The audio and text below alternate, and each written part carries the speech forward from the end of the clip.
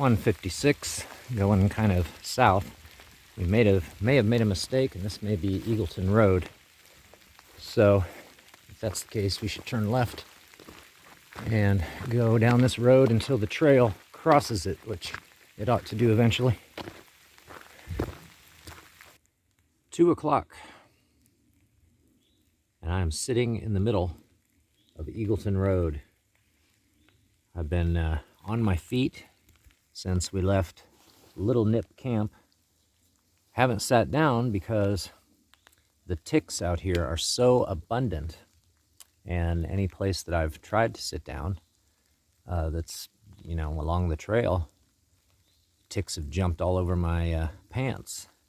And even just walking down the trail, every now and then I look down and there's one on my pants that I've been flicking off. So I've been keeping a close eye on that. But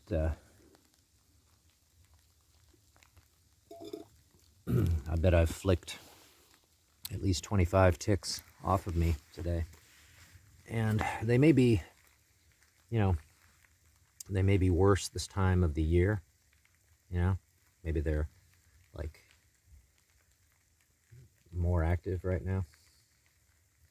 But my legs and feet are killing me for almost 4 hours of not sitting down at all. So since I mistakenly came out to the road, I just said, you know what? I'm going to sit down because at least this will be safe from ticks right in the middle of the road. They're not, you know, there's no grass here or anything. And I'm at a little bit of a crest here where I can easily see somebody coming from the east or from the west, and then just, you know, get up and move out of the middle of the road. But got the thermos out while I had the opportunity. So just gonna sit right here and in the road and have some cafe. It's not that hot anymore, but you know, it was put in the thermos well, at least 9 hours ago, so not too surprising.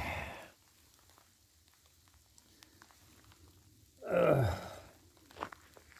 the car did go down the road, but after we had gotten up and started walking, it was something like a Subaru with a bicycle mounted on the top of it, because you can do mountain biking out here on this trail as well.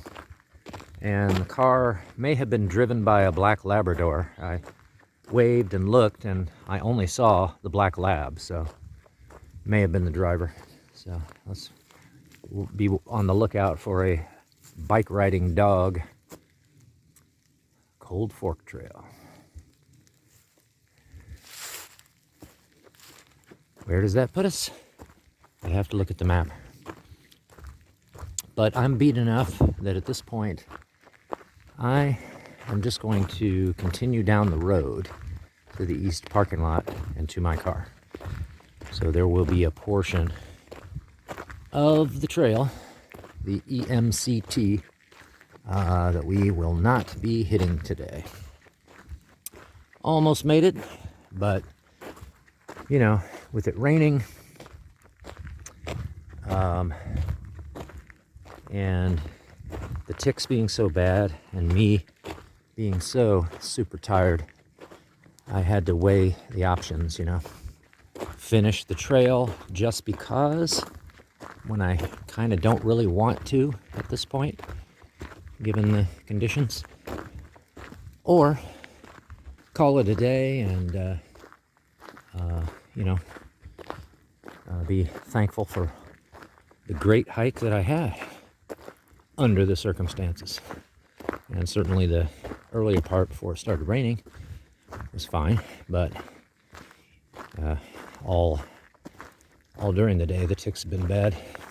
So since we have the option, we're going to head on down the road.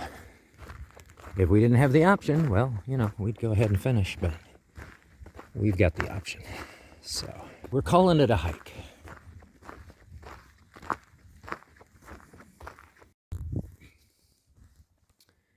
302, another intersection with the EMCT. Oh, another crossing. Okay, yeah. Here, and then over there. See some utility lines going across the road right here.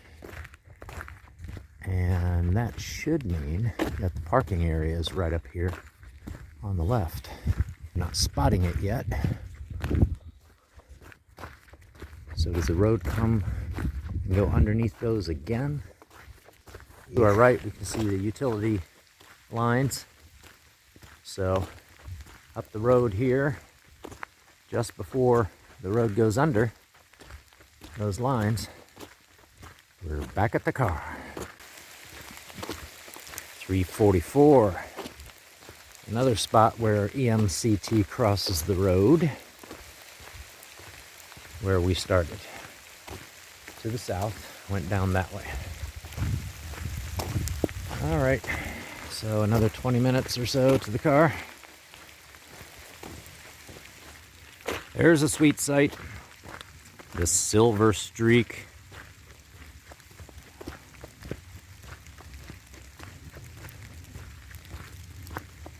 Yeah, I guess I'll get me a new map out of that box right there. Since the first one I had fell out of my pocket onto the trail. The one I have now is the one that the lady gave me that I crossed paths with. It's all wrinkled and folded and damp. So I'll get me a fresh one. Well, we did it, kind of. Kind of skipped a few sections of the trail. But we made a loop anyway. There are black and white maps in here and color ones. I'll take the color ones.